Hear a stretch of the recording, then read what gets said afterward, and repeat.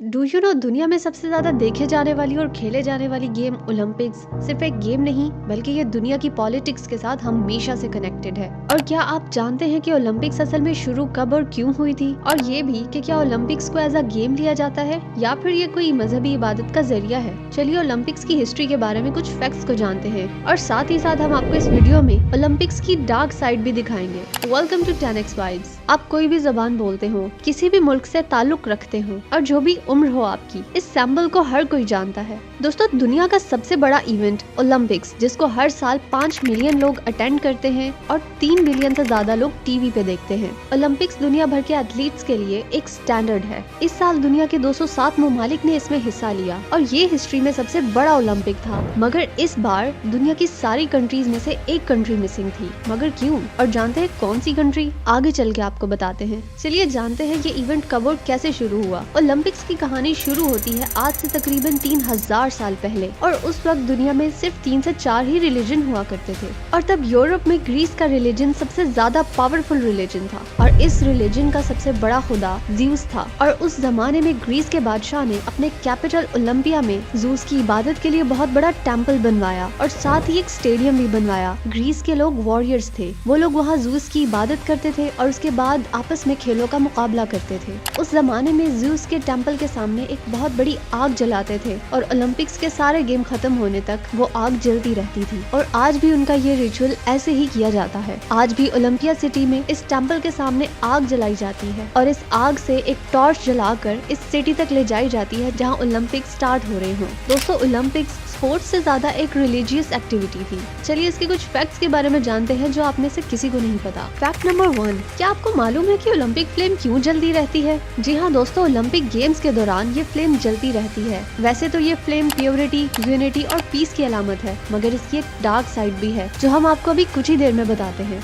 ये flame games की continue रहने की अलामत भी है। इसको सूरज की रोशनी से जलाया जाता है और फिर ये मशल ओलंपिया सिटी में जलाकर ओलंपिक्स के होस्ट सिटी तक एक रैली की सूरत में लाई जाती है जहां डिफरेंट कल्चर्स को रिप्रेजेंट किया जाता है। गेम्स के लास्ट में ये फ्लेम बुझा दी जाती है जो कि इस बात की अलामत है कि ये इवेंट अब खत्म हो गया है। फैक्ट नंबर 2, क्या आपको मालूम है कि ओलंपिक गोल्ड मेडल्स असल में गोल्ड के नहीं होते? दोस्तों, आपको ये जान के हैरानी होगी कि ये मेडल्स मुकम्मल तौर पर गोल्ड के नहीं होते, क्योंकि खालिस गोल्ड के मेडल बनाना बहुत ज्यादा कॉस्टली हो जाता है। इसीलिए 1912 के बाद ओलंपिक गोल्ड मेडल्स ज्यादातर चांदी से बनाए जाते हैं और इन पे तकरीबन 6 ग्राम खालिस सोना शामिल किया जाता है, जबकि बाकी हिस्सा चांदी का होता है। बट इस बात को मेक श्योर किया जाता है कि ये तरीका गोल्ड मेडल्स की खूबसूरती को बरकरार रखे। फैक्ट नंबर 3, क्या आप जानते हैं कि ओलंपिक गेम्स को 3 बार मंसूख भी किया गया था? दोस्तों, ओलंपिक्स को अमन और सलामती का सिंबल माना जाता है। इसीलिए 1916 में जब ब्रिटेन और जर्मनी के दरमियान वर्ल्ड वॉर 1 हो रही थी, तब जंग की वजह से यूरोप में बहुत ज्यादा तबाही हुई थी, जिसकी वजह से ओलंपिक्स गेम का इनकाद मुमकिन ना हो सका। दूसरी बार इन गेम्स को 1940 में कैंसिल किया गया जब सेकेंड वर्ल्ड वॉर का आगाज हो रहा था।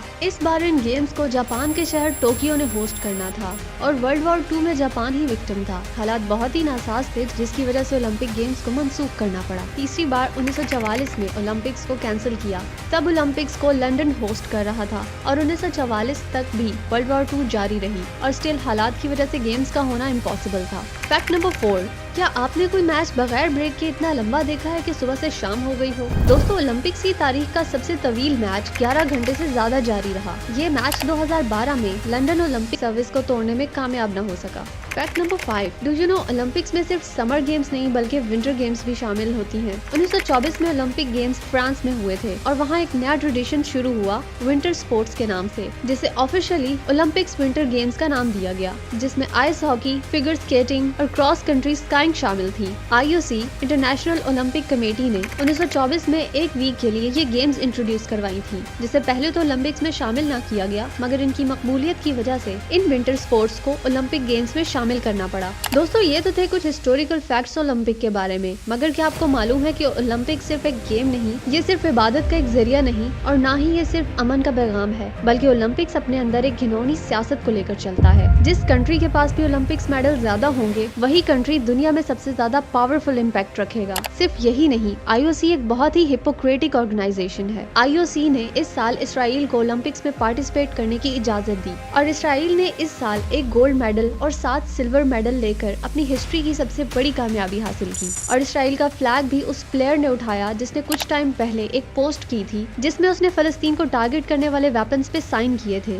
ये पोस्ट वायरल हुई थी, जिसका मतलब ये है कि इसराइल इस बात से अवेयर था कि यही शख्स ओलंपिक में प्राउडली इनका फ्लैग उठाएगा। But that's not all. फलस्तीन ने IOC को रिक्वेस्ट की थी कि इसराइल को बैन करके इस साल ओलंपिक्स में पार्टिसिपेट ना करने दिया जाए, लेकिन IOC के प्रेसिडेंट ने अपने डबल स्टैंडर्ड्स को शो किया और फलस्तीन की इस रिक्वेस्ट को कंसीडर ही नहीं किया। और फ्रांस ने इसराइल की टीम को पूरी प्रोटेक्शन दी ताकि वो अच्छे से पार्टिसिपेट कर सके। जबकि साल 2022 में IOC ने खुद रशिया को सस्पेंड कर दिया था क्योंकि रशिया ने इनके नॉर्म्स को वायलेट किया था यूक्रेन के खिलाफ जंग करके। और अब इसी से IOC को कोई ऑब्जेक्शन ही नहीं है इसराइल के एक्शंस पे। और इसराइल फलस्तीन के साथ क्या कर रहा है ये पूरी दुनिया को मालूम है। क्या सिर्फ रशिया जालिम था और इसराइल जालिम नहीं, या फिर IOC के लिए यूक्रेन के व्हाइट स्किन लोग ज्यादा इंपॉर्टेंट है और फलस्तीन के मुसलमान बेवकूफ है? दोस्तों, जितनी हमारे लिए एंटरटेनमेंट जरूरी है, इससे कई गुना ज्यादा ये जरूरी है कि हमें सही और गलत की पहचान हो और हम हक के साथ खड़े हों। इस वीडियो में बस इतना ही। मैं मिलती हूँ आपसे नेक्स्ट वीडियो में एक नए टॉपिक के साथ। Peace out.